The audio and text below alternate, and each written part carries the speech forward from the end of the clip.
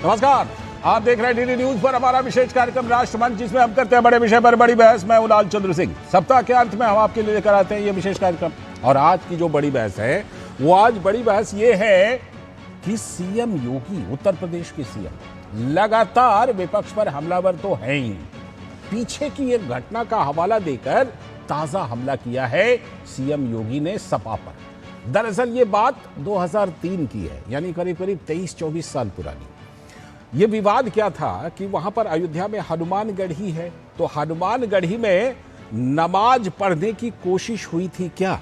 ये उस समय के एक पुलिस अधिकारी, बाद में वो डीजीपी भी बने और अभी तो बीजेपी के राज्यसभा सांसद हैं, बृजलाल जी, उन्होंने उस घटना का उल्लेख किया कि उस समय सपा ने अपने तुष्टीकरण की पराकाष्ठा करते हुए ये किया था कि वहां हनुमानगढ़ी के प्रांगण में, आश्रम में, वहां पर नमाज पढ़ने की कोशिश हुई थी। शब्दों पर ध्यान दीजिएगा, कोशिश हुई थी, यानी कोशिश कामयाब नहीं हुई, क्योंकि बाद में उसको हटा दिया गया। यह पूरा संदर्भ आज राष्ट्रमंच में उठाएंगे कि क्या तुष्टीकरण इतनी ऊंचाई तक पहुंच गई थी। इस पर योगी आदित्यनाथ ने कहा कि सोचिए, क्या आप कल्पना कर सकते हैं कि जामा मस्जिद में जाकर के कोई हनुमान चालीसा का पाठ करे, और अगर करेगा तो क्या यह सही होगा? तो अखिलेश यादव की तरफ से सीधा जवाब तो नहीं आया। उन्होंने कहा दरअसल पराजय का भय है, इसीलिए इस तरह की बातें निकल रही हैं। लेकिन आस्था पर जो हमला हो रहा था, कौन सा हमला? जो चढ़ावा चोरी वाला पूरा मामला है, पूरा प्रकरण, उसमें एक तरफ दुरुस्त किया जा रहा है, पूरी व्यवस्था दुरुस्त कर दी गई है, दोषियों को सजा मिल रही है, लेकिन लगातार सीएम योगी हमलावर हैं। कहा अगर इतना ही प्रेम जागा है तो चलिए कृष्ण जन्मभूमि का उद्धार करते हैं, मथुरा में आ जाइए साहब। एक तो वो हमला था, दूसरा ये पीछे की घटना का हवाला देकर हमला किया। तो चुनावी राम राम जो चल रहा है, इस बीच में ऐसा लगता है कि सीएम योगी ने इतिहास के उस पाप का, उसकी याद दिला दी और सीधा प्रहार किया सीएम योगी ने। और सपा ने क्या जवाब दिया, ये सब आज हम राष्ट्रमंच पर बताएंगे। इस बड़े विषय पर करेंगे बड़ी बहस। और खास बात आपको बता दें, जिन्होंने इस पूरी घटना का उद्भेदन किया है, रहस्योद्घाटन किया है, उसके बारे में बताया बृजलाल जी, जो उस समय के पुलिस अधिकारी थे, बाद में डीजीपी बने, अभी बीजेपी के राज्यसभा सांसद हैं, वो भी हमारे साथ जुड़ने वाले हैं। लेकिन पहले आपको कुछ प्रतिक्रियाएं नेताओं की दिखाते हैं। तो सबसे पहले हम आपको दिखाते हैं कि उत्तर प्रदेश के मुख्यमंत्री योगी आदित्यनाथ ने क्या कहा। उन्होंने कहा कि इन लोगों ने हनुमानगढ़ी की सीढ़ियों पर नमाज पढ़ाने की कोशिश का पाप किया हुआ है। सुनिए। ये डबल इंजन की सरकार आई, भगवान राम का भव्य मंदिर का निर्माण हो गया, कोई रोक नहीं पाया। आज आस्था आती है, लाखों लोग अयोध्या आते हैं, अभिभूत होकर के जाते हैं। इन्होंने हनुमानगढ़ी की सीढ़ियों पर नमाज पढ़ाने का पाप किया था, और हम लोगों ने अयोध्या को स्वच्छ और सुंदर बनाकर के सनातन धर्म की एक सांस्कृतिक राजधानी के रूप में फिर से उसकी स्थापना के साथ आज अयोध्या को सरयू जी की आरती और राम जी की पेड़ी भी मिली है, और नए घाट से लेकर के गुप्तार घाट तक घाटों की एक लंबी श्रृंखला भी अयोध्या धाम को देकर के अयोध्या को एक नई पहचान दिलाई है। तो आपने सीएम योगी की बात सुनी। अब साथ ही वहां पर, क्योंकि वो विकास परियोजनाओं का उद्घाटन करने के लिए गए थे, और अयोध्या जो है उसका जो वैभव है, आज अयोध्या में विरासत और विकास दोनों साथ साथ दिखाई पड़ रहा है। कुछ परियोजनाओं का उद्घाटन भी किया और कहा कि सीएम योगी ने कहा कि आज अयोध्या का वैभव चरम पर दिखता है, और ये बातें कहीं ना कहीं विपक्ष के कुछ नेताओं को चुभ रही हैं। सुनिए।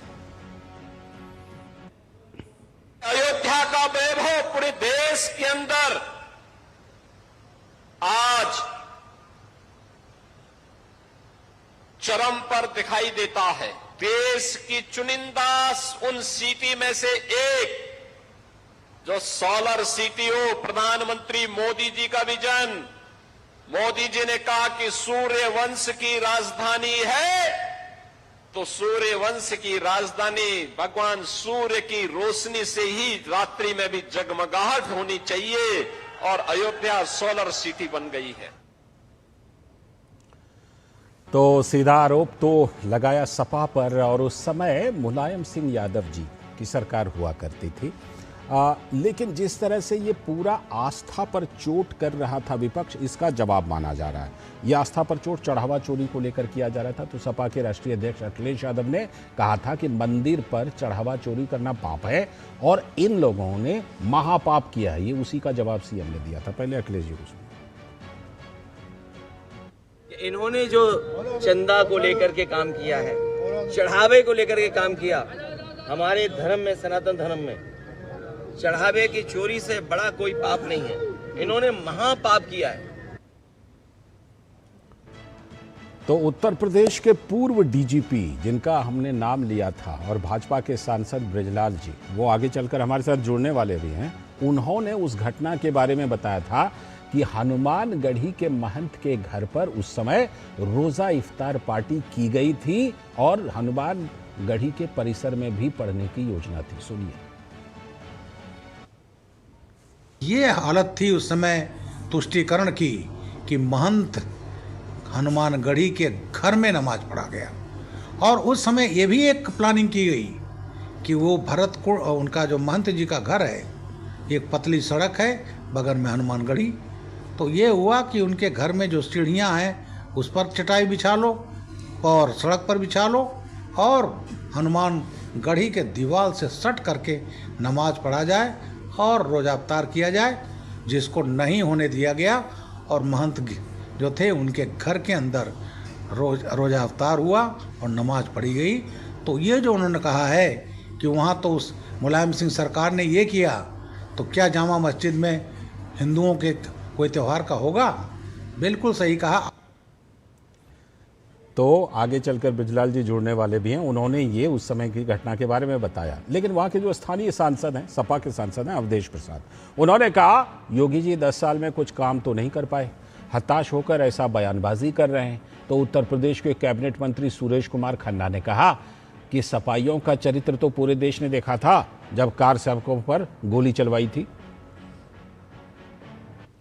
10 साल की सरकार रहने से कुछ कर नहीं पाए और चुनाव भी दिसंबर में है, तो बहुत कंफ्यूज हैं। और उनको इस बात की भी तकलीफ है कि पीडीए की बढ़ती हुई और माननीय अखिलेश के प्रति जो है समाजवादी के प्रति दिनों दिन यकीन, विश्वास, भरोसा जनता का बढ़ता जा रहा है और दूसरी तरफ इनका विश्वास घटता जा रहा है, इसलिए बहुत परेशान है। देखिए, उनकी कोई आस्था तो है नहीं। उनका तो चरित्र पूरे देश ने पहले देखा था जब उन्होंने कार सेवकों के ऊपर गोली चलवाई। उन्हें समाप्त करने के लिए उन्होंने कोई कसर छोड़ी नहीं। और जहाँ तक रहे बात अयोध्या की, भारतीय जनता पार्टी के एजेंडे में शुरू से ये रहा है और योगी जी की सरकार में जीरो टॉलरेंस टुवर्ड्स क्राइम। वही समाजवादी पार्टी के सांसद हैं सनातन पांडे। उन्होंने कहा कि इनका आस्था ना राम से है ना हनुमान से, इनका मनी राम से आस्था है, यानी पैसा। यूपी सरकार के मंत्री जेपीएस राठौर ने कहा कि समाजवादी पार्टी दरअसल नमाजवादी पार्टी है। सुनिए। तो इनका न हनुमान से आस्था है न राम से आस्था है। इनका तो आस्था जो है बाबा मनीराम से है। तो मनीराम से आस्था करने वाले न देश को चला सकते हैं न प्रदेश को चला सकते हैं। समाजवादी पार्टी नमाजवादी पार्टी है, उनका सनातन से कोई लेना देना है नहीं। ये बहरूपिये हैं। ये दूसरा रूप धारण करके अब सनातन धर्म के लोगों का वोट लेने की प्रत्याशा में हैं, लेकिन सनातन धर्म के लोग मान चुके हैं। कभी ये लोग कहते थे कि सांप्रदायिक शक्तियों को हम सत्ता में नहीं आने देंगे, आज तो बोलना भाषा बंद हो गई उनकी। वहीं कांग्रेस के नेता, वरिष्ठ नेता वहां के यूपी के हैं अजय राय, उन्होंने कहा योगी जी महंत हैं और ये झूठ बोल रहे हैं। तो कैबिनेट मंत्री वहां पर जो सरकार में मनोज पांडे, उन्होंने कहा विपक्षी पार्टियां हमेशा देवी देवताओं का अपमान करती ही रहती हैं। योगी जी एक पीठ के महंत भी हैं, योगी हैं, गेरुआ वस्त्रधारी हैं, मुख्यमंत्री हैं और झूठ बोल रहे हैं। झूठ इस सेंस में बोल रहे हैं कि ये स्वयं उस समय सांसद थे गोरखपुर के, तो आपकी भी तो नैतिक जिम्मेदारी होती है कि आप उठाइए बात को। जिन लोगों ने समय समय पर सैकड़ों बार, हजारों बार उन्होंने हिंदू देवी देवताओं के ऊपर प्रश्न चिन्ह खड़े किए हों, आज हम 1 महीने से पहले ट्रेनिंग करके स्टूडियो में बैठ करके, अलग अपने जो उनके पार्टी कार्यालय में स्टूडियो बने हैं, उसमें चेहरे की प्रभाव गरिमा क्या होगी, शब्दों का क्या इस्तेमाल किया जाएगा, जो नाटक और नौटंकी करने का काम किया गया, इस पे देश आश्चर्यचकित भी है, हतप्रद भी है। कांग्रेस के एक और नेता यूपी से ही आते हैं, इमरान मसूद। उन्होंने कहा हमें तो नहीं पता कब हनुमानगढ़ी में नमाज पढ़ा गया। तो भाजपा नेता भूपेंद्र सिंह चौधरी ने कहा कि विपक्षी दल सनातन को बदनाम करने का काम करती रहती है। तो पता नहीं कब हनुमानगढ़ी में नमाज पढ़ा भाई जी। अब बीजेपी वाले तो ऐसी ही बातें, इनके पास इसके अलावा कोई बात ही नहीं है। इनके पास इसका जवाब नहीं होने का कि देश के नौजवान का भविष्य बर्बाद कर रहे हैं, उसका जवाब नहीं होने का। इनके पास जवाब नहीं होना कि ट्रंप के सामने आपने घुटने टेक दिए। विपक्षी दलों के द्वारा जिस प्रकार से दुष्प्रचार किया जा रहा है, वो कहीं ना कहीं हमारी सनातन परंपरा को, हमारी आस्था को, हमारी विरासत को बदनाम करना और मंदिर और मठों के प्रति किस प्रकार से समाज में अनास्था निर्माण हो, ये उनका एजेंडा रहा है। कांग्रेस के एक और नेता उत्तर प्रदेश से ही सुरेंद्र राजपूत, उन्होंने कहा बीजेपी चोरी छिपाने के लिए अनर्गल बात कर रही है। तो उत्तर प्रदेश के पूर्व डीजीपी, जिनकी बातें पहले भी आपको सुनवाई, और भाजपा के सांसद भी हैं बृजलाल, उन्होंने कहा इन सभी का अगर वश चलता तो राम मंदिर की जगह ये लोग मस्जिद बनवा देते। भारतीय जनता पार्टी के लोग जब से चढ़ावा चोरी का पाप सामने आया है तब से विक्षिप्त से हो गए। अब अपनी चोरी छुपाने के लिए, अपनी चढ़ावे का चोरी का पाप छुपाने के लिए अनर्गल बातें कर रहे हैं। पता नहीं किसने इजाजत दे दी थी हनुमानगढ़ी में नमाज पढ़ने की। सरजू का जल लाल हो गया, गोलियां चलाई गई, और इनका होता तो राम मंदिर की जगह बना दिया जाता मस्जिद। और आज तक वहाँ गए, दर्शन नहीं करने गए। और ये वही है जब आतंकवाद, जो भारत को इस्लामिक इंडिया बनाना चाहते हैं, आतंकवाद की घटनाएं हुई, 14 मामलों में चार्जशीट डायल किया गया। अखिलेश यादव जी आए तो मुकदमे वापस ले लिए। तो बृजलाल जी, जिनको आप सुन रहे थे, आज उनसे विशेष अनुरोध हमने किया है, वो हमसे बस कुछ ही देर में जुड़ भी रहे हैं। उससे पहले आपको बता देते हैं कि राष्ट्रमंच पर आज इस पूरी बहस में हम सवाल क्या पूछ रहे हैं। सबसे पहला सवाल कि सीएम योगी ने सपा पर कौन सा ताजा हमला बोला है अयोध्या से, ये हम आपको लगातार बताएंगे और कुछ दिखाते रहेंगे और कुछ सुनवा चुके हैं। दूसरा सवाल, हनुमानगढ़ी में नमाज की जो कोशिश की बात आ रही है, आरोप लग रहा है, उसकी सच्चाई क्या है, इसकी भी पड़ताल करेंगे आज राष्ट्रमंच पर। तीसरा सवाल कि सपा प्रमुख अखिलेश यादव ने इस ताजा हमले का जवाब क्या दिया है। एक ट्वीट के जरिए जवाब दिया है, बड़ा छोटा सा जवाब है, वो भी ट्वीट भी दिखाते रहेंगे। चौथा सवाल, आस्था पर हमले का जवाब क्या सीएम योगी ने अब तुष्टीकरण के आरोप से दिया है, क्योंकि चढ़ावा चोरी की बात लगातार उठा रहे थे विपक्षी। पांचवा सवाल, चुनावी राम जो चल रहा है, इसके बीच इतिहास का एक पाप याद दिलाने की कोशिश हुई है क्या। इन सभी सवालों पर आज राष्ट्रमंच पर होगी पड़ताल, और इसमें हमारे साथ सभी मेहमान जुड़ेंगे। लेकिन सबसे पहले विशेष मेहमान बृजलाल जी, जो कि फॉर्मर डीजीपी हैं उत्तर प्रदेश के, वो हमारे साथ जुड़ रहे हैं। इसके साथ ही हमारे साथ और भी मेहमान जुड़ेंगे, लेकिन पहले जरा बृजलाल जी, जिन्होंने इस पूरी घटना के बारे में, सर बहुत बहुत स्वागत डीडी न्यूज पर आपका, विशेष रूप से हमें समय देने के लिए, क्योंकि आपने जो बातें कही, सबसे पहले तो वो वृत्तांत सुनाइएगा कि क्या उस समय की क्या उस समय की घटना थी, वो जरा हमारे दर्शकों के लिए बताइएगा। और दूसरी बात ये भी कि आपकी बातों को उस समय के जो अधिकारी, पुलिस अधिकारी थे, मिस्टर रॉय कोई हैं, उन्होंने कहा कि बृजलाल जी गलत बोल रहे हैं, बताइए। ये घटना है वर्ष 2003 की। ठीक। उस समय अगस्त 2003 में बीएसपी गवर्नमेंट चली गई थी। अगस्त 2003 में क्या हुआ? हाँ बोलिए सर, आवाज आ रही है। हाँ, वर्ष 2003 अगस्त में बीएसपी सरकार गिर गई थी और माननीय मुलायम सिंह यादव जी 29 अगस्त 2003 को मुख्यमंत्री बने। ठीक। मुलायम सिंह जी तुष्टीकरण के लिए हमेशा आगे रहते थे। उसके बाद 26 अक्टूबर से 24 नवंबर 2003 तक रमजान का महीना था।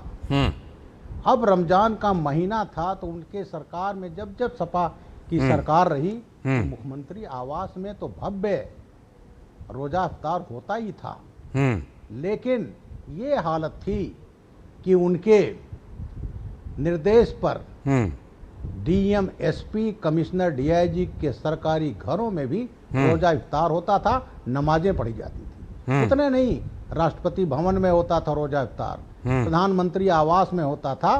और आज इस अवसर पर मैं डॉक्टर एपीजे अब्दुल कलाम साहब को नमन करना चाहता हूं कि जब उनको बताया गया कि यहाँ हर साल रोजा इफ्तार होता है, उन्होंने कहा हमारे यहाँ जो आएंगे उनका पेट भरा होगा, इसलिए जो पैसा है उनको गरीबी इंस्टीट्यूशन को बांट दिया जाए। और तब से राष्ट्रपति भवन में ये बंद हुआ। अब आता हूँ उत्तर प्रदेश की बात। वहाँ हमारे राजू सबरवाल 1993 बैच के आईपीएस अधिकारी, वहाँ के एसएसपी फैजाबाद थे, आज का अयोध्या। और मैं भारत सरकार की सेवा से 7 साल बाद लौटा था और मैं प्रदेश का आईजी लॉ एंड ऑर्डर था। अच्छा, तो प्रदेश का आईजी लॉ एंड ऑर्डर तो मुझे हर चीज़ें की जानकारी रहती थी। मुझे मालूम हुआ कि साहब वहाँ महंत जी को भी उनसे बात कर ली गई है और हनुमान गढ़ी के ठीक सामने जो सीढ़ियाँ ऊपर जाती हैं उससे लेकर के सट करके सीढ़ियों से लेकर के आगे तक उस पर भव्य रोजा इफ्तार और नमाज का आयोजन करने की प्लानिंग हुई जी। और उसमें आईजी जोन थे, नाम तो आप जान ही गए हैं, वो 1975 बैच के थे। लेकिन हमारे एसएसपी ने मुझसे बात किया और बात करने के बाद हम लोगों ने कहा दिया कि ये संभव नहीं है। अब जब ये कहा गया है संभव नहीं है तो फिर क्योंकि वो लोग अडिक्ट थे कि नमाज तो होगा, रोजा इफ्तार होगा, तो महंत जी जो हनुमान गढ़ी के थे उनसे बात करके ये हुआ कि उनके आवास में किया जाए। उनका आवास हनुमान गढ़ी की जो दीवार है उसमें बीच में पतली सड़क है, उसके बाद महंत जी की मकान है और उसमें जाने के लिए 3 स्टेप्स हैं। हम लोग उनको सर्विलांस पर सुन रहे थे कि ये प्लानिंग थी कि उन सीढ़ियों पर चटाई बिछाई जाए, फिर हनुमान गढ़ी की दीवार से सटा करके सड़क पर चटाइयाँ बिछाकर यहाँ भी नमाज हो, इसका प्रयास उन्होंने किया। लेकिन जैसे ही वो चटाइयाँ बिछानी शुरू हुई उसको हमारी पुलिस ने हटा दिया।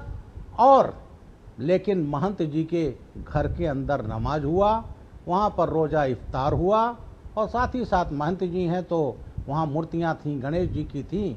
और ये कहा जाता है कि वहाँ नीचे लोगों ने जूते चप्पल भी अपने रखे। तो ये घटना 2003 की है, तुष्टीकरण की पराकाष्ठा है। तो वो चीज़ें मैंने अक्सर मैं कहता हूँ।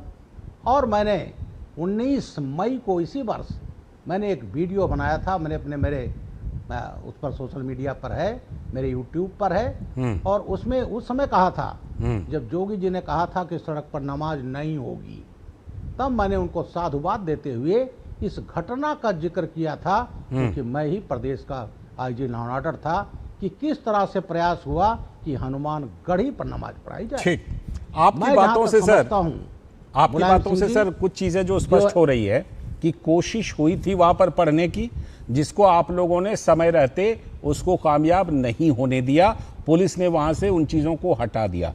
लेकिन कोशिश के आरोप को भी जो पूर्व आईपीएस वीएन राय जी हैं, वो उस समय के डीजीपी लॉ एंड ऑर्डर थे शायद, वो इस बात को नकार रहे हैं। नहीं, वो आईजी जोन लखनऊ से, हाँ, आईजी लॉ एंड ऑर्डर, मैं उनका सम्मान करता हूँ। जी हाँ, अगर वो इसको कह रहे हैं तो कहिए जनाब आप ही आईजी लॉ एंड ऑर्डर थे। अरे सॉरी, आप आईजी जोन थे। तो आईजी जोन थे तो ये हुआ था कि नहीं हुआ था? महंत जी के घर में रोजा इफ्तार हुआ था नहीं हुआ था? और क्या इसका प्रयास हुआ था नहीं हुआ था? उन्होंने इसको डिनाई किया है, लेकिन ये सत्य नहीं है। सत्य, क्योंकि मैं तो उसका एक किरदार हूं as IG law and order Uttar Pradesh. आपने एक और पुलिस अधिकारी के नाम का जिक्र किया है सर, और फिर आपने एक और पुलिस अधिकारी के नाम का जिक्र किया, एसएसपी तत्कालीन राजीव सबरवाल जी ने आपको इसकी जानकारी दी। राजीव सब्रवाल जी का इस बारे में अब क्या कहना? आजकल नहीं, राजीव सब्रवाल जी अभी तो सर्विंग अफसर है, हमारे डीजी ट्रेनिंग है। क्योंकि वो सर्विंग अफसर हैं, इसलिए मैं समझता हूं उनका कमेंट कोई देना उचित नहीं है। हमारे बढ़िया अफसर हैं और अभी मेरठ में 3.5 साल एडीजी जोन रहे, वो बढ़िया अफसर हैं और उन्होंने इस चीज़ को बर्दाश्त नहीं किया। आजकल वो हमारे डीजी ट्रेनिंग है। जी हाँ। अच्छा, जिस तरह की घटना का आप जिक्र कर रहे हैं, क्या ऐसी कोशिश और भी, जैसे आप कहते हैं कि प्रायः उस समय इस तरह का नमाज, इस तरह का आयोजन किया जाता था, हनुमानगढ़ी जैसी पवित्र जगह पर इस तरह की कोशिश हुई, इस तरह से मिलती जुलती कुछ और घटना जो उस समय की आपको याद आ रही हो सर, जिसमें तुष्टीकरण की पराकाष्ठा कर दी गई हो? देखिए, कोशिश ही नहीं हुई, महंत जी के घर में नमाज पढ़ी गई, जो बिल्कुल हनुमानगढ़ी से लगा हुआ है। कभी आप सोच सकते हैं किसी हनुमानगढ़ी जिसमें पूरे देश नहीं विदेश सबकी हिंदुओं का आस्था है, और वहाँ के महंत को उसके घर में नमाज पढ़ी जाए और रोजा इफ्तार हो? क्या कभी जामा मस्जिद में कभी हनुमान चालीसा का पाठ हुआ? यही बात कही है सीएम साहब ने। कभी होली का मिलन हुआ, होली खेली गई? नहीं होता है। लेकिन ये हुआ, और उस समय हालत ये थी, डीएम एसपी डीआईजी कमिश्नर ये सरकारी बंगलों में रोजा इफ्तार हो। क्या ये अलाउड है? ये नहीं अलाउड है। आज तो बीजेपी की सरकार है। ठीक है, दो तरह की चीजें आ गई इसमें। सरकारी प्रतिष्ठानों पर ये कार्यक्रम जो है कि हनुमान चालीसा हो सार्वजनिक रूप से, ये कि वहाँ पर रोजा वो हो, प्रसाद वितरण हो, या वहाँ पर होली मिलन हो, ये सरकारी आवासों पर नहीं होता। दो चीजें आई सर इसमें। एक तो हिंदुओं के पवित्र स्थल पर नमाज पढ़ने की कोशिश जो कामयाब नहीं हुई, दूसरी तरफ जो बड़े बड़े सरकारी ऑफिसर हैं उनके घरों में नमाज वगैरह कराए गए, ये भी बात आप कह रहे हैं। लेकिन जब इन बातों को पूर्व आईपीएस वीएन राय गलत बता रहे हैं, तो उसके बाद भी आप अपनी बात पर पूरी तरह कायम हैं सर? बिल्कुल कायम है, 200%। मैं हमेशा जो बोलता हूं सत्य पर बोलता हूं, और मैं पार्लियामेंट में भी जो बोलता हूं वहां भी सत्य बोलता हूं। इसी पर एक चीज और बोलना चाहूंगा। ये अभी जो मैंने आपने एक माननीय अखिलेश जी का सुनाया, उन्होंने कुछ बात कही जी, क्या इनको ये स्वीकार करेंगे कि 30 अक्टूबर 1990 और 2 नवंबर 1990 को गोलियां चलाई गई थी? माननीय रामगोपाल यादव जी का भी वीडियो मौजूद है सोशल मीडिया पर। उन्होंने कहा कि गुंबद पर चढ़ तो गए लेकिन उतर नहीं पाए, टपका दिए गए, मारे गए लोग कार सेवक। और मैं माननीय अखिलेश जी की बात बताता हूं। अखिलेश जी जब मुख्यमंत्री बनते हैं तो इन्होंने 14 आतंकवादियों की चार्जशीट वापस ली थी। वो है, वो पब्लिक डोमेन में है, बिल्कुल सही बात। मैं ATS अच्छा, वो सब अयोध्या में ब्लास्ट के आरोपी भी थे उनमें। ATS का यूपी का, जी अयोध्या नहीं, आप तो ये सुन लीजिए, वो इंडियन मुजाहिदीन का आजमगढ़ मॉड्यूल था, वही जो बटला हाउस में मारा गया आतिफ अमीन, डॉक्टर शाहनवाज आलम, आरिफ बद्र, ये सब खूंखार आतंकवादी जिन्होंने बंबई ब्लास्ट किया, 209 मारा था, ट्रेन ब्लास्ट में 2006 में, जयपुर ब्लास्ट, अहमदाबाद, दिल्ली बटला हाउस जो हुआ, जामा मस्जिद ब्लास्ट, इन लोगों ने शीतला घाट ब्लास्ट किया था बनारस में, संकट मोचन मंगल के दिन किया था ब्लास्ट, करीब 50 लोग मारे गए थे, दशाश्वमेध घाट पर किया था। और एक ही दिन 23 नवंबर 2007 को लखनऊ का कचहरी, वाराणसी कचहरी और अयोध्या कचहरी में ब्लास्ट करके करीब 1500 वकील मारे गए थे। सीआरपी अटैक हुआ था 31 दिसंबर 2007 की रात में, और उसमें 7 सीआरपी जवान मारे गए थे, इसमें 2 पाकिस्तानी थे, मोहम्मद फारूक, ये था भीमबत पाक कश्मीर का, और गुजरावाला का था इमरान, वो थे उसमें। और इंडिया कमांडर जो लश्कर तैयबा का था सबाउद्दीन बिहार का, जेल में है अभी। इन सबको हम लोगों ने गिरफ्तार किया था, आरोप पत्र लगा दिया। जब चार्जशीट कोर्ट में चली गई तो कोर्ट डिसाइड करेगा, लेकिन अखिलेश जी ने वो चार्जशीट वापस लिए, जिस पर इलाहाबाद हाई कोर्ट के जस्टिस मौर्य, जस्टिस अग्रवाल ने कहा था, आज आप आतंकवादियों को रिहा कर रहे हैं, कल आप उनको पद्म विभूषण दे देंगे। क्या संकट मोचन पर आक्रमण करने वाले, शीतला घाट को ब्लास्ट करने वाले, अयोध्या बनारस में ब्लास्ट करने वाले, वो चार्जशीट क्या लेना वापस हिंदुओं के घाव पर नमक रगड़ना नहीं है। तो ये चीजें केवल ये इन्होंने क्या किया अपने कार्यकाल में, केवल इन्होंने कब्रिस्तानों की बाउंड्री बनाई और उस समय ये हाल था कि तमाम सरकारी जमीनें सरकारी पैसे से घेर लिया गया। और आज योगी आदित्यनाथ सरकार में आज सरकारी जमीन जो है उसको वापस लिया जा रहा है। जहां जरूरत होकर वहां बुलडोजर भी चल रहा है, वो जमानी वापस लिए जा रहे हैं। तो उस समय तो जहां मर्जी हो तहां जमीन कब्जा कर लो, जहां मर्जी हो बिल्कुल ये सब चीजें तो हैं पब्लिक डोमेन, मजार बना लो। तो उस समय तुष्टीकरण की राजनीति जो चली थी अब इस सरकार में नहीं चलने वाली है। और ये मैं आज आपके इस सर बहुत बहुत धन्यवाद आपका। एक और बात करना चाहता हूँ। जरूर जरूर चल रहा है, बोल दीजिए सर। नहीं सर बोल दीजिए, आप जो कहना चाह रहे थे कहिए सर।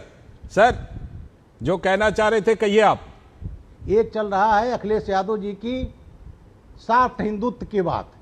वो आदमी सॉफ्ट हिंदुत्व कर रहे हैं जिनका एजेंडा ही मुस्लिम तुष्टीकरण रहा। इनके कृत्य मैं बता चुका हूं। तो केवल इनका है किस तरह से हिंदुओं को भ्रमित किया जाए, किस तरह से डिवाइड किया जाए जिससे 2027 में चुनाव जीत सकें। ठीक है, याद रख लें कि देश का आदमी जानता आपकी कृति को पटने वाला नहीं। ठीक, धन्यवाद, बहुत बहुत धन्यवाद सर जुड़ने के लिए। विशेष आमंत्रण पर और विशेष अनुरोध पर आपका जुड़ने के लिए बहुत बहुत धन्यवाद। तो अभी सांसद हैं राज्यसभा के बृजलाल जी, और उस समय पुलिस के अधिकारी थे, यूपी के डीजीपी बन के रिटायर किए थे या शायद सेवानिवृत्ति ली थी उन्होंने।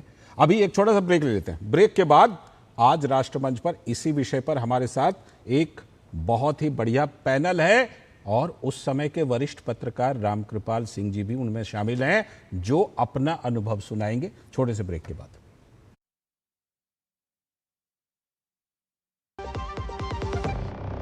पर्यटन केवल घूमने फिरने तक सीमित नहीं बल्कि संस्कृति, रोजगार और आर्थिक विकास का मजबूत आधार है। प्रधानमंत्री श्री नरेंद्र मोदी की मंशा अनुरूप और मुख्यमंत्री डॉक्टर मोहन यादव के नेतृत्व में मध्य प्रदेश का पर्यटन अब अंतर्राष्ट्रीय स्तर पर नई पहचान बना रहा है। वसुधैव कुटुम्बकम की भावना के साथ मध्य प्रदेश देश विदेश से आने वाले हर पर्यटक का आत्मीय स्वागत कर रहा है। मध्य प्रदेश आके हमें प्रकृति, संस्कृति और आध्यात्मिकता का अनुभव हुआ। यहाँ की साफ सफाई, व्यवस्थाएं और लोगों का अपनापन हमारी यात्रा को यादगार बना गया। मध्य प्रदेश सरकार का बहुत बहुत धन्यवाद। ग्रामीण पर्यटन, वेलनेस और इको टूरिज्म जैसे नए क्षेत्रों पर विशेष फोकस के साथ मध्य प्रदेश सतत विकास और बेहतर पर्यटन अनुभव की दिशा में तेजी से आगे बढ़ रहा है। धार्मिक पर्यटन की दृष्टि से और अन्य पर्यटकों की दृष्टि से अगर कोई पर्यटक आए किसी राज्य में, हाँ हमें गर्व है मध्य प्रदेश वो स्थान है जहाँ सर्वाधिक रूप से टूरिज्म का सेक्टर सबसे अच्छी गति से बढ़ा। वीडियो लाइक करो, 30,000 कमाओ, सिर्फ 1,000 रुपए सिक्योरिटी डिपॉजिट। माँ थोड़ा ध्यान से, बेटा तू थोड़ा ध्यान से। ऐसे ऑफर्स के चक्कर में कभी किसी को पैसे मत दे देना, कि फ्रॉड है फ्रॉड। आरबीआई कहता है आकर्षक ऑफर देखते ही थोड़ा ध्यान से। हर जीत की शुरुआत होती है छोटे छोटे कदमों से और हर छोटी तैयारी बदल सकती है पूरा नतीजा। क्योंकि मैदान हो या जिंदगी, छोटी से छोटी तैयारी ही देती है प्रोटेक्शन और प्रोटेक्शन ही देता है भरोसा। जैसे LIC की बीमा लक्ष्मी, एक खास प्लान सिर्फ महिलाओं के लिए जहां छोटी बचत दे बड़ी सुरक्षा, ताकि जिंदगी के हर मैदान में आप रहे हर पल के लिए रेडी। LIC बीमा लक्ष्मी, रखे हर पल के लिए रेडी। स्वागत है ब्रेक के बाद। आप देख रहे हैं राष्ट्रमंच पर बड़े विषय पर बड़ी बहस। और जैसा कि ब्रेक पर जाने से पहले पूरा विषय तो हमने बता ही दिया है कि किस तरह से ताजा हमला किया है सीएम योगी ने, खासतौर पर 2003 की एक घटना का उल्लेख करके। आज इसी पर हमारे साथ शामिल हो रहे हैं रामकृपाल सिंह जी, वरिष्ठ पत्रकार, जो स्टूडियो में हमारे साथ यहीं पर मौजूद है। साथ में पूजा मिश्रा जी, समाजवादी पार्टी की प्रवक्ता। पूजा जी स्वागत बहुत बहुत। संजीव कौशिक जी राजनीतिक विश्लेषक हैं, आजकल कांग्रेस के समर्थन में बहुत मजबूती से बातें रखते हैं। संजीव सर बहुत बहुत स्वागत आपका भी। और डॉक्टर ऋचा सिंह जी, भारतीय जनता पार्टी की तरफ से बीजेपी की प्रवक्ता, बहुत बहुत स्वागत ऋचा जी आपका भी इस राष्ट्रमंच पर। मैं पहले जिस तरह से अभी ब्रेक पर जाने से पहले बृजलाल जी का सुनवाया, उस समय का उनका जो नज़रिया था या उस समय जो उन्होंने अपना अनुभव बताया, रामकृपाल सर का अनुभव भी सुन ही लेते हैं, फिर बाकी प्रवक्ताओं के पास जाएंगे। रामकृपाल सर, ये जो घटना अभी बृजलाल जी बता रहे थे, आप तो उस समय निश्चित तौर पर जिसे कहते हैं अपने पत्रकारिता के बिल्कुल एकदम उरोज पर रहे होंगे, चरम पर रहे होंगे। क्या घटना थी ये वास्तव में? देखिए, इस घटना के समय मैं दिल्ली आ चुका था। अच्छा। लेकिन 89 से लेकर के और 93 तक, फरवरी 93 तक मैं लखनऊ के एक अखबार का संपादक था जी। और 90 में जो गोली कांड हुआ था वो मैं चूंकि संपादक था और मैं आपको याद दिला रहा हूँ, मैं उस दिन भी मैं अयोध्या गया था और लौट के आया था। हमारे फोटोग्राफर थापा ने एक फोटो खींच ली थी, बहुत सारी फोटोज थी, वो भी खींच ली थी। और याद कीजिए कि उस दिन घटना के मुलायम सिंह ने कहा परिंदा भी पर नहीं मार पाया बाबरी मस्जिद पर। और ये बात उन्होंने बीपी सिंह को दिल्ली में बताई। बीपी सिंह ने भी प्रेस कॉन्फ्रेंस कर दिया और कहा कि परिंदा पर नहीं मार पाया। सुबह मेरे अखबार में एक फोटो छपी जिस पे कुछ लोग वहां पर चढ़ करके बाकायदा हथौड़े से तोड़फोड़ कर रहे थे। इधर दावा हो रहा था परिंदा भी बता रहा हूं आपको। सुबह सुबह मैं सोया ही हुआ था, मैं डालीबाग में उस समय रहता था। मुलायम जी का फोन आया। शैलेश कृष्ण जी DIG, वो इंफॉर्मेशन सचिव हुआ करते थे, सचिव नहीं, वो निदेशक थे, सूचना निदेशक। उनका फोन आया कि मुलायम जी बात करना चाहते हैं। मुलायम जी से मेरे अच्छे संबंध थे। मुलायम जी बहुत एकदम से नाराज होते हुए कहे कि आपको जाने दिया था ना, इसीलिए सब हो गया, यह आपने क्या छाप दिया है। मैं भी सुबह सुबह सो के उठा ही था, सो ही रहा था एक तरह से, तो मुझे गुस्सा आ गया। मैंने कहा मुलायम जी, लिखे हुए शब्दों पर तो एतराज हो सकता है, तस्वीरें झूठ नहीं बोलती। मैंने कहा कि मैं तस्वीरों को कैसे छुपाता। ये उस पर नाराज हुए हमसे काफी, और काफी समय तक आगे भी नाराजगी रही उनकी। लेकिन मैंने यही कहा कि तस्वीरें झूठ नहीं बोलती। कैमरा, मैं संपादक हूं, मैं किसी तस्वीर को कैसे नहीं छाप सकता था। सारा खेला उस बार से पलट गया जी। और ये बताऊं आपको, और फिर उसके बाद खैर बाद में मुलायम जी सामान्य हुए और हमको एक बार उन्होंने हेलीकॉप्टर में बैठा करके मैं और जागरण की सरिता सिंह ले गए। जब उसके बाद 90 के बाद जब चुनाव का हुआ तो कई सभाओं में ले गए, हेलीकॉप्टर उनके साथ ही जाना था, उनके साथ ही लौटना था। जब लौटे हम लखनऊ की तरफ तो हमसे पूछे कैसा रहा, देखा आपने। मैंने कहा मुलायम जी, मैं आपसे झूठ नहीं बोलूंगा, लेकिन ये जो लोग आए थे, आप इस बार नहीं जीत रहे हैं। अच्छा। और मैंने कहा कि आपको शायद पता नहीं है, 90 में वहां पे अयोध्या में 2 चीजें मैंने कही थी। मैंने कहा था एक यहाँ परिपाटी है कि हर साल ठंड में महिलाएं लगातार 7 साल स्नान करती हैं तो उनको लगता है कि वो चली गई, उनको स्वर्ग होगा।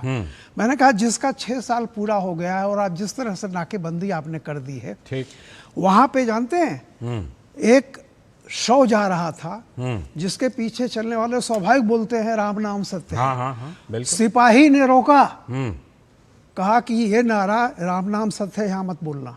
अच्छा। मैंने मुलायम सिंह को खुद कहा हेलीकॉप्टर में कि आप जानते हैं ऐसा ये जो हो रहा है इसका नीचे तक क्या प्रभाव पड़ रहा है। तो मुलायम सिंह आश्चर्य बोले ऐसा हो रहा है।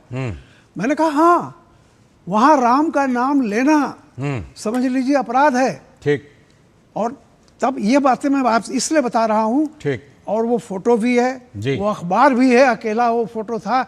जब बाद में आप इसको लेकर विवाद हुआ, तुष्टीकरण किस सीमा तक चली गई? पराकाष्ठा तभी हो गया था कि ये उसके बाद का जो हुआ याद है आपको, फिर वो कल्याण सिंह आए, फिर 92 में जो कुछ भी हुआ, मैं 93 में दिल्ली आ गया था लौट करके। ठीक। लेकिन ये घटना मैं बता रहा हूँ आपको कि जो हालत थी, कई बार जो होता है ऊपर से आदेश आता है और नीचे पहुंचते पहुंचते जैसे दर्शकों ये भी आप लोग मार्क कीजिएगा, क्योंकि रामकृपाल सर जो सुना रहे हैं ना, एक तस्वीर को लेकर के इनको फोन आया था उस समय के सीएम स्वर्गीय मुलायम सिंह जी का, आप स्वर्गीय हो चुके हैं। खैर, लेकिन इस तरह के मुद्दे उठते रहे। बाकी तजुर्बा भी आपसे सुनूंगा, आपका अनुभव।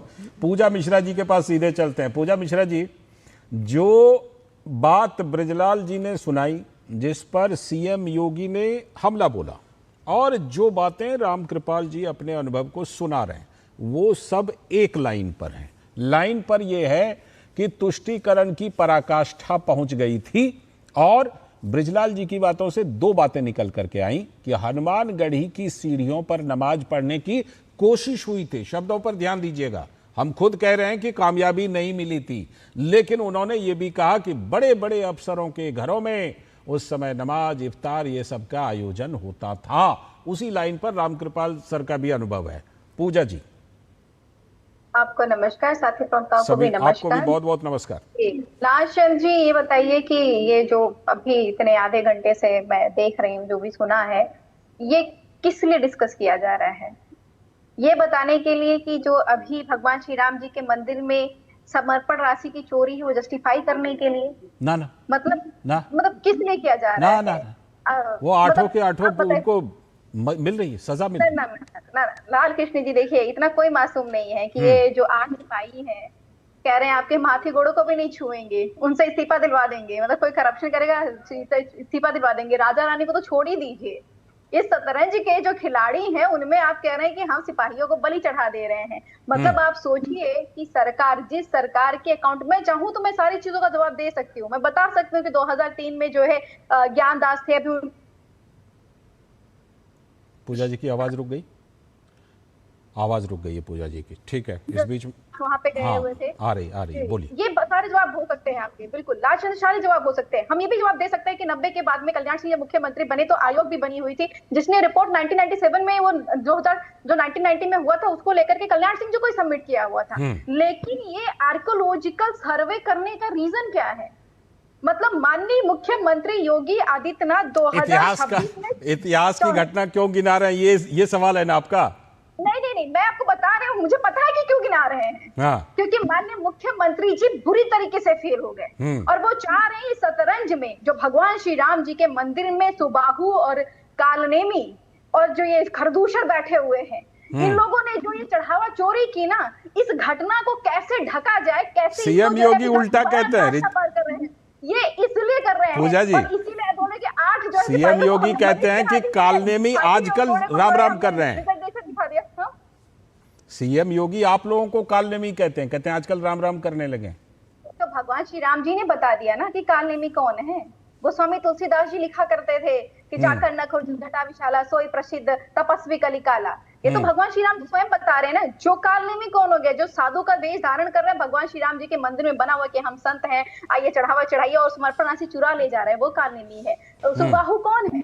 जो धार्मिक कार्य में जो है अड़चने लेकर के आए, तो यही लोग अड़चने डाले। मतलब आपको यहाँ पर अकाउंटेबिलिटी लेनी थी। आप हमको जितना चाहे उतना कोस लीजिए। आप 2014 से 2017 से, उससे पहले से हम ही कोसते चले आ रहे हैं। लेकिन ये घटना घटित हुई, जो 140 करोड़ जो जनता है, जो राम भक्त है, आपसे प्रश्न पूछ रहे, कह रहे हैं कि नहीं चलिए हम आपको बताते हैं कि समाजवादी पार्टी का पूजा जी, वो लोग दो काम कर रहे हैं। कह रहे हैं कि जो दोषी हैं उनको छोड़ेंगे नहीं, ठीक है। और दूसरी बात ये कह रहे हैं कि जो चुनावी राम राम कह रहे हैं उनको पुराना पाप दिखाएंगे जरूर। चंद्र जी, प्रत्यक्षम किम प्रमाणम, ये प्रत्यक्ष है। इस जो जितनी शतरंज के जो खिलाड़ी हैं उनमें सिर्फ और सिर्फ सिपाहियों को बलि चढ़ाया जा रहा है, और हाथियों घोड़ों से जो है। डॉक्टर ऋचा सिंह को लाइए। डॉक्टर ऋचा सिंह जी बताइए, असली कालनेमी कौन? एक तो पहले ये बताइएगा, और दूसरी बात ये बताइएगा कि क्या जो चढ़ावा चोरी का मुद्दा इन्होंने उठाया, इसके लिए इतिहास की इन चीजों को लेकर आप आ रहे हैं कि भाई नमाज पढ़ने की कोशिश हुई थी हनुमानगढ़ी में, या और भी बहुत सारी गोलियां चलवाई थी, ये तो सब लोग जानते हैं। आदरणीय लालचंद सर, इसी को कहते हैं गिरगिट होना। यही गिरगिट प्रवृत्ति है। कि जब आपने जिस तरीके का समय देखा उसी के अनुसार अपना रंग बदल लिया। क्योंकि समाजवादी पार्टी और कांग्रेस पार्टी ने अभी बंगाल में हश्र देखा है कि सनातन का विरोध करने पर और प्रभु श्री राम का विरोध करने पर या जय श्री राम का नारा ना लगाने देने पर क्या हश्र होता है, ये उसका प्रतिक्रिया दी जा रही है समाजवादी पार्टी और आप कांग्रेस इनको पार्टी के गिरगिट द्वारा। कह रही हैं ऋचा जी। सीएम ने तो गिरगिट को छोटा बता करके इनको बड़ा कहा था, आपके सीएम ने। नहीं, मैं इन्हीं को कह रही हूँ कि ये गिरगिट से भी तेज रंग बदलते अच्छा। हैं। इसी को कहते हैं कि अब गिरगिट उस से भी लाइन पर तेज आओगे, रंग हाँ, बदलना। हाँ, गिरगिट से भी तेज रंग बदल रहे हैं और ये देश काल की परिस्थितियों को देखकर आज राम राम करने लगे हैं। ये वो ही लोग हैं जो श्री राम जी का नारा लगाने पर लोगों के ऊपर लाठियां चला दिया करते थे। अभी आदरणीय ब्रिजलाल सर बता के गए हैं कि शव यात्रा में राम नाम सत्य है। ये रामकृपाल सर ने बताया है, रामकृपाल सर ने बताया। माफ करिएगा, रामकृपाल सर ने अभी इसको बताया कि किस तरीके से राम और नाम रामकृपाल सत्य सर है। बता रहे हैं कि ये बात उन्होंने उस समय के सीएम मुलायम सिंह यादव जी को बताई थी। जी बिल्कुल, राम नाम सत्य है, इसके बोलने के ऊपर भी पाबंदी लगा दी जाए लालचंद सर, तो फिर ये सोचना पड़ता है कि ये तुष्टीकरण से भी आगे बढ़कर मुस्लिमों का तृप्तिकरण करने की स्थिति में हमेशा समाजवादी पार्टी रही है। अयोध्या हमारे लिए सिर्फ एक धर्म नगरी नहीं है, बल्कि लोकतंत्र की जननी भी है, क्योंकि प्रभु श्री राम ने लोकतंत्र की स्थापना सबसे पहले अयोध्या में ही की और कहा कि सब नर करही परस्पर प्रीति चलही स्वधर्म नीरत श्रुति नीति। लेकिन इस चौपाई को धता बताकर समाजवादी पार्टी जो ये कहती थी कि यहाँ परिंदा भी पर नहीं मार सकता है, उसी ने हनुमानगढ़ी की सीढ़ियों पर नमाज पढ़वाने का और रोजा इफ्तार करवाने का काम किया। तो ये सवाल करना पड़ेगा कि इनकी आखिर मूल प्रवृत्ति क्या है। ठीक है। चर्चा मूल प्रवृत्ति पे हो रही है। एक दुर्भाग्यपूर्ण घटना को आधार बनाकर जिस तरीके से अयोध्या की पूरी धर्म की नगरी को आक्षेपित और आरोपित करने का प्रयास किया जा रहा है, ये बेहद दुर्भाग्यपूर्ण है। और अभी अगर आप मुझे 1 मिनट का समय दें, आप मैं दूसरे राउंड में आता हूं, ऋचा जी, दूसरे राउंड में आता हूं। संजीव जी अभी तक नहीं बोल पाए, एक तो संजीव जी को जोड़ना है। उससे पहले जरा रामचरितमानस की कुछ मैं चौपाई सुनाता हूं आपको, जो जिसमें कालनेमी का जिक्र है। राक्षस कपट वेश तह सोहा, मायापति दूत ही चह मोहा, जाई पवन सुत नायऊ माथा, लाग सो कहे राम गुण गाथा, उघरही अंत होई निबाहू, काल नेमि जिमि रावण राहू। ये कालनेमी का जिक्र है रामचरितमानस की चौपाई में। संजीव कौशिक जी राजनीतिक विश्लेषक भी हैं, कांग्रेस के समर्थन में बातें भी रखते हैं। क्या आपको लगता है कि सच मायने में तुष्टीकरण की पराकाष्ठा हो गई थी? जो बात ब्रजलाल जी ने सुनाई, जो बात रामकृपाल सर सुना रहा है, उससे ये लगता है कि सच में तुष्टीकरण की पराकाष्ठा था और इसमें यूपी अयोध्या ये एकदम बिल्कुल जिसे कहते हैं छलांग मार रहा था तुष्टीकरण के मामले में।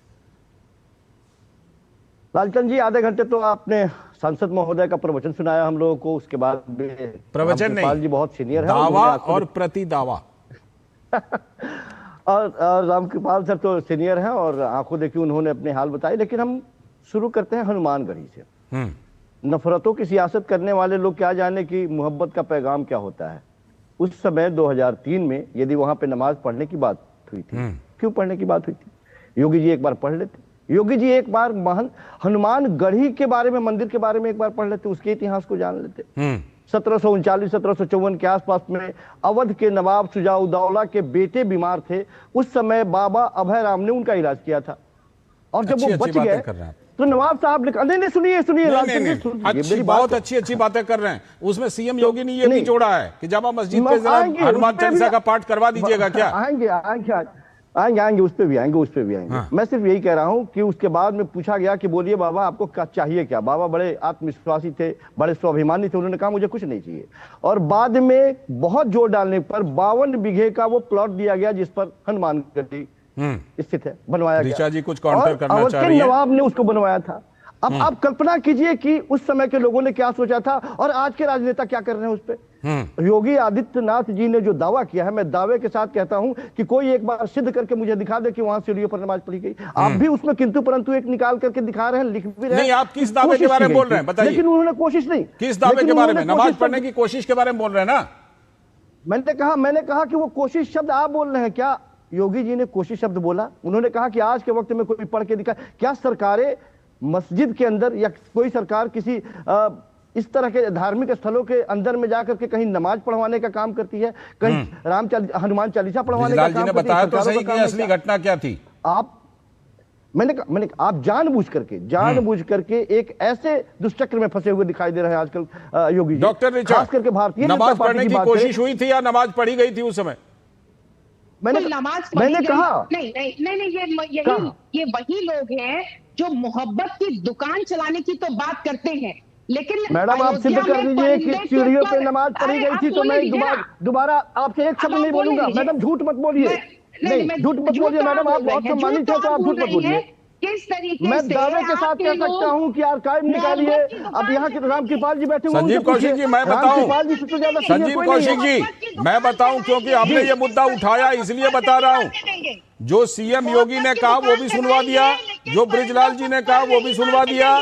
हमने लाइन ये ली है कि उस समय नमाज पढ़ने की उस समय कोशिश हुई थी हनुमानगढ़ी की सीढ़ियों पर। जो लाइन ली है उससे कोई आप मुझे राम कृपाल जी यहाँ बैठे हुए हैं, क्या नमाज पढ़ी गई थी सीढ़ियों पे? कोई सिद्ध करके बता दे मुझे, कोई आर्काइव निकाल के दिखा दे, आरएसएस वाले निकाल के दिखा दे, बीजेपी वाले। कोई कंफ्यूजन ही नहीं है। पढ़ने की कोशिश हुई थी, पढ़ने की योजना हुई थी, जिसे समय रहते रोक दिया गया था। स्थिति साफ है। फिर बता दूं कि वो जो दौर था लालचंद जी, वो जो दौर था काफी टेंशन वाला दौर था। हिंदू मुसलमान के बीच में जिस तरह की स्थितियां बनी हुई थी, एक कोशिश थी कि दोनों धर्म के लोग, दोनों संप्रदाय के लोग एक जगह बैठे, कम से कम वो स्थितियां बेहतर हो। ठीक है, जो नफरत की दीवारें पैदा की गई थी वो बेहतर हो, उसकी कोशिश की गई थी। क्योंकि आपने ये मांग किया है, नए आए थे आपने, क्योंकि ये विशेष रूप से मांग किया है। ऋचा जी रुक जाइए, संजीव जी आप भी रुक जाइए। राम कृपाल सर से पूछते हैं कि इस घटना के बारे में, इस विशेष घटना के बारे में उनकी क्या जानकारी में आया था। राम कृपाल सर इस विशेष घटना के बारे में बताइए। देखिए, ऋचा जी रुक जाइए, राम कृपाल जी बता रहे हैं। मैं एक पत्रकार के नाते उस समय दिल्ली में था जी। और ऋचा जी सुनिए ना, देखिए क्या बता रहे हैं। और ये उस समय दिल्ली में थे, लेकिन घटना तो पूरे देश में हाईलाइट। मैं इसलिए कह रहा हूं कि इसमें कोई दो राय नहीं है कि उस समय की जितनी भी क्षेत्रीय पार्टियां थीं वो और कांग्रेस पार्टी इस एक बात पर थे कि माइनॉरिटी को कभी भी नाराज नहीं करना है, इसको साथ रखना है। और मेजॉरिटी जो है वो तो बट जाती है कई खेमों में, इसलिए जो कोर है जिसको गुठली बोलते हैं वो 25% 20% है, उसको इंटैक्ट रखो। ठीक, तो ये कोशिश इस आधार पर आपको लगता है कि बृजलाल जी ने जो बातें सुनाई है उसमें मैं आगे बता रहा हूँ, बाकायदा ये खबर भी छपी थी। अच्छा, कि इस तरह का प्रयास किया जा रहा था जिसको रोका गया। और ये तो खबरें आती ही थी कि सरकारी पैसे पर रोजा इफ्तार हो रहा है। ये तो ये खबरें तो थी, बाकायदा ये हमेशा रहा। और जबकि बाकी और चीजें खैर ये होती रही, लेकिन मैं केवल ये कह रहा हूं कि जो लोग आज की तारीख में, देखिए मैं कांग्रेस पार्टी को इस मामले में मानता हूं कि अयोध्या के मुद्दे पर उस तरह से वो रामनामी नहीं ओढ़ लिया जिस तरह से बाकी क्षेत्रीय दलों ने ओढ़ लिया है, क्योंकि क्षेत्रीय दलों की एक मजबूरी है और कांग्रेस की एक मजबूरी है कि एक राष्ट्रीय पार्टी कह रहे हैं ना, ये वर्तमान संदर्भ में बिल्कुल एक राष्ट्रीय पार्टी जो है इतने आसानी से अपना चोला नहीं बदल सकती। इसलिए कांग्रेस का आज भी स्टैंड उस तरह नहीं है जिस तरह क्षेत्रीय दलों का हो गया। तो आज चुनावी राम राम ज्यादा आज तो केजरीवाल जी कह रहे हैं, जिनकी नानी कह रही थी कि वहाँ मस्जिद की ये मंदिर की जगह पे प्रभु श्री राम वहाँ कैसे रहेंगे। नहीं मंदिर की जगह पे वहाँ अस्पताल बनना चाहिए। आज वो कह रहे हैं अमित शाह अभी तक गए नहीं वहाँ पे। वो कहे कि सबसे बड़े रामनामी है। दावा किया है केजरीवाल जी ने कि सबसे बड़े सनातनियम है। ये जो अचानक से आ गए हैं, एक एक जन को मालूम है कि कौन राम का अनुयायी है, कौन राम चाहता है, कौन राम विरोधी है। संजीव जी का फायदा उठाना चाहिए। संजीव जी कह रहे हैं कि जो उस समय माहौल था, जैसी कोशिशें हुई थी और जो खबरें छपी थी, उसके आधार पर बृजलाल जी के दावे में दम दिखाई पड़ता है। संजीव जी क्या उसी के आधार पर योगी जी कह रहे थे कि वहां सीढ़ियों पे नमाजें पढ़ी जा रही थी या पढ़ी गई? उसके आधार पर कह रहे थे वो। आप शब्दों को पकड़ रहे हैं। लालचंद जी देखिए लालचंद जी, हिंदुस्तान की जितना जनता इतनी भी मूर्ख नहीं है। वो समझ रही है कि भारतीय जनता पार्टी जिस तरह से चंदा चोरी और दान के पैसे के घपले में जिस तरह से वो घिरी हुई है, वो दाएं बाएं इस तरह की बातें कर रही है ताकि इन सब चीजों पे हम बहस करें। ये बात तो पूजा जी ने कही कि भाई इतिहास की बातें क्यों उखाड़ रहे हैं।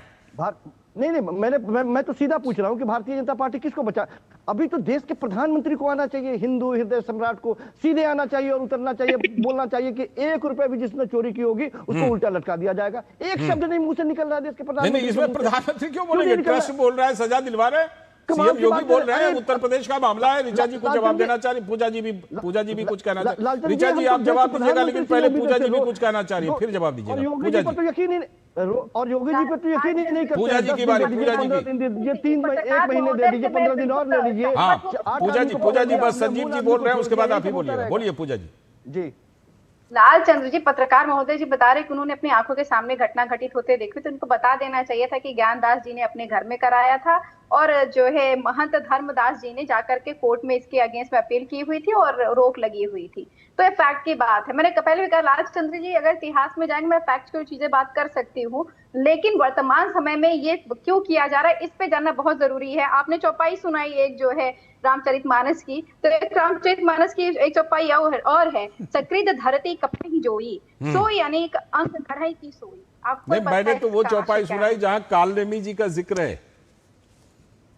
तो ये जब एक पापी एक पाप करता है ना, पहला बात किया हमारे माननीय मुख्यमंत्री जी ने कि शंकराचार्य को कालनेमी बुलाया था सदन में खड़े होकर के। उसके बाद में उस पाप को छुपाने के लिए लगातार पाप करते रहे और अभी भी मैं भगवान श्री राम जी ने निर्मल मन जन सो मोहि पावा, मोहि कपट छल छिद्र न भावा, ये गोस्वामी तुलसीदास जी ने इसीलिए लिखा हुआ है कि अगर भाजपाइयों के अंदर विहित के अंदर ये छल कपट नहीं होता तो आज हम जो बैठ करके डिस्कस कर रहे हैं। एक बात बताइए पूजा जी मुझे एक बात बताइएगा। पूजा जी मुझे एक बात बताइए, आप अगर सारे मुद्दों को छोड़ करके राम मंदिर चढ़ावा चोरी का मुद्दा उठाइएगा तो आपको क्या लगता है ऋचा जी की पार्टी आपको गोली कांड की याद नहीं दिलाएगी?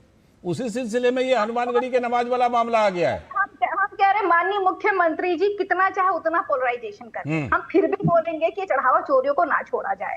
आप चाहे जहां चले जाए कि यहाँ चोरी वहां चोरी, सारे चोर मोसेरे भाई। मैं चढ़ावा चोरी पर भी ऋचा जी का जवाब ले लेता हूँ। ऋचा जी जवाब दीजिए, क्या किसी को बचाने की कोशिश हो रही है ऋचा जी, या एकदम दूध का दूध पानी का पानी हो रहा है जैसा सीएम ने बोला? ऋचा जी का जवाब लीजिए। पूजा जी बोलिए। ऋचा जी।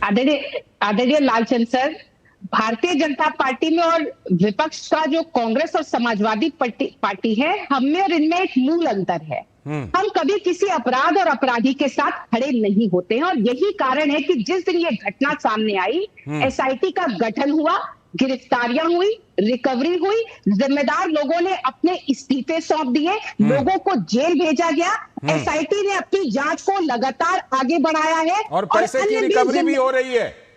और अन्य भी ये बीच में बोलना, ये बीच में क्या तरीका है लालचंद सर? मतलब ये इन लोगों को ये नहीं मालूम कि कम से कम राष्ट्रमंच पर बैठे हैं। नहीं, बीच में बोलने की आदत छोड़ दो पूजा। राष्ट्रमंच पर बैठकर इस तरीके से बीच में बोलकर, मैंने तुम्हारे बीच में इसलिए नहीं बोला, क्योंकि मुझे मालूम है कि समाजवादी पार्टी के लोगों का मूल चरित्र क्या है। समाजवादी पार्टी के लोगों का मूल चरित्र क्या है लालचंद सर? मैं चाहती हूँ क्योंकि कम से कम देश के सामने बात जाना स्पष्ट रूप से बहुत जरूरी है, क्योंकि हमने किसी भी अपराधी के साथ। मैं भी यही अपील कर रहा हूँ, राष्ट्रमंच पर एकदम साफ साफ बात रखिए। नेताजी के जो पोते के ऊपर में आक्षेप लगाने के लिए रिस्पॉन्सिबिलिटी नहीं लेना चाहते हैं। अभी भी प्रश्न है कि ये जो आप जो है सिपाहियों को हलाल कर रहे हैं, ये हाथी घोड़े राजा रानी को आपने ये कैसे समझ लिया कि ABCD कौन कौन दोषी है? पूजा जी आपका पैमाना क्या है वो बता दीजिए।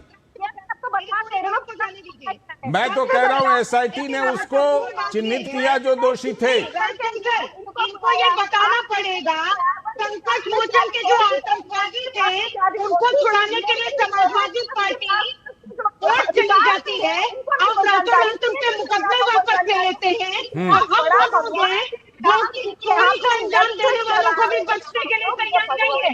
रामचंद्र सर, समाजवादी पार्टी में और भारतीय जनता पार्टी में समाजवादी पार्टी में और भारतीय जनता पार्टी में रुकिएगा, दोनों रुकिए। ऋचा जी, पूजा जी, दोनों रुक जाइए। समाजवादी पार्टी अब और दोनों भारतीय रुकिए। जनता पार्टी में ये मूल अंतर है। ये संकट मोचन के, ये संकट मोचन में सीरियल ब्लास्ट करने वाले, ये संकट मोचन में सीरियल ब्लास्ट करने वाले आतंकवादियों मैं उम्मीद करता हूं कि दर्शकों को आप दोनों की बात समझ में आ रही होगी। हमारे दर्शक इतने जरूर प्रबुद्ध होंगे। रुक जाइए अब किसी भी तरीके से चंदा चोरी के लोगों रुकिए, की अब रुक जाइए। हमने हाथ में ये बोलता है समाजवादी पार्टी। छोटी सी प्रतिक्रिया संजीव जी के पास, संजीव जी के पास चलिए, संजीव जी के पास रुक जाइए। आप दोनों थोड़ा सा आराम कीजिए, थोड़ा सा। संजीव जी, जो राम कृपाल सर कह रहे हैं कि नेशनल पार्टी होने के नाते कांग्रेस की मजबूरी है कि ज्यादा चुनावी राम राम नहीं कर सकती, वो मजबूरी है कांग्रेस के पास? कोई मजबूरी नहीं है। कांग्रेस पार्टी जो सामने है वो प्रधानमंत्री के आवाज में कराया करती थी। जनता पार्टी की एक बात से मैं बिल्कुल सहमत हूँ कि कभी भी किसी भी भ्रष्टाचारी को भारतीय जनता पार्टी बख्शती नहीं है, छोड़ती नहीं है। वो उससे पकड़ती है, धोती है, फिर उसको मुख्यमंत्री बनाती है, किसी को विधायक बनाती है, किसी को सांसद बनाती है। वो छोड़ती नहीं है भारतीय जनता पार्टी। भारतीय जनता पार्टी के इस कला के कायल है हम, और उम्मीद करते हैं कि भारतीय जनता पार्टी ये कला जो है अपना आगे भी जारी रखे और सारे इस तरह के आरोपियों को, भ्रष्टाचारियों को आत्मसात करती रहे। एक दिन अपने आप वो घड़ा फूट जाएंगे। सारे लोग जानते हैं कि जितने लोगों को अपने साथ ले रही है। लालचंद जी, एक दुख की बात यही है कि किसी भी हिंदुस्तान के किसी समाप्ति हो रही है जी, मैं सिर्फ एक लाइन में यही कह रहा हूँ, तैयार नहीं है। समय की समाप्ति हो रही है। रुकिए, फिलहाल आज के राष्ट्रमंच में इतना ही। जाहिर सी बात है कि जब चुनावी राम राम करेंगे तो पीछे की बातें तो आएंगी। उसमें कभी हनुमानगढ़ी पर नमाज की बात आएगी, कभी गोली चलाने की बात आएगी। बहुत बहुत धन्यवाद राम कृपाल सर जुड़ने के लिए, पूजा जी, ऋचा जी और संजीव जी जुड़ने के लिए बहुत बहुत धन्यवाद। आज राष्ट्रमंच में इतना ही। पूरी टीम को दीजिए अनुमति। नमस्कार।